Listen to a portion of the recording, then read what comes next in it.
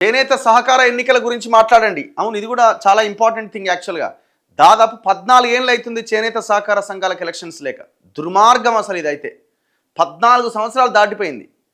గతంలో కేసీఆర్ పక్కన పెట్టిండు, ఇప్పుడు రేవంత్ రెడ్డి దాని గురించే మాట్లాడతలేడు. కానీ మరి సంఘాలు ఏం చేస్తున్నాయి? పద్మశాలి సంఘాలు, యూనియన్లు ఏం చేస్తున్నాయి? రోడ్ల మీదకి రావాలి కదా. ముట్టడించండి, ముఖ్యమంత్రి క్యాంప్ ఆఫీస్ని ముట్టడించండి, ఆయన ఇంటిని ముట్టడించండి.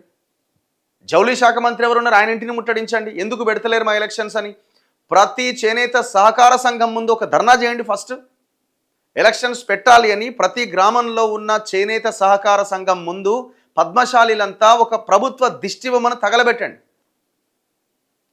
అక్కడి నుంచి మీ కార్యక్రమాన్ని స్టార్ట్ చేయండి. స్టార్ట్ చేసి హైదరాబాద్కి వచ్చేంత వరకు మీరు ఒక ప్లాన్ చేయండి. ఆ దిశగా మీరు ఉద్యమాన్ని ముందుకు తీసుకెళ్లే ప్రయత్నం చేయండి. అండ్ ఇంకొకటి, నాకు మొన్న చెప్తున్నారు, ఈ చేనేత పద్మశాలికి సంబంధించినటువంటి మొగ్గన్నేసే ఈ వీవర్స్ అందరికీ రుణమాఫీ చేస్తా 33 కోట్ల రూపాయలు అన్నారు.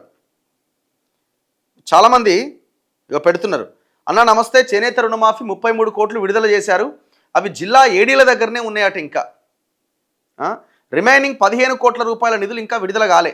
33 + 15 33 crores రిలీజ్ అయిందట. అవి ఇంకా ఏడీల దగ్గరనే ఉందట.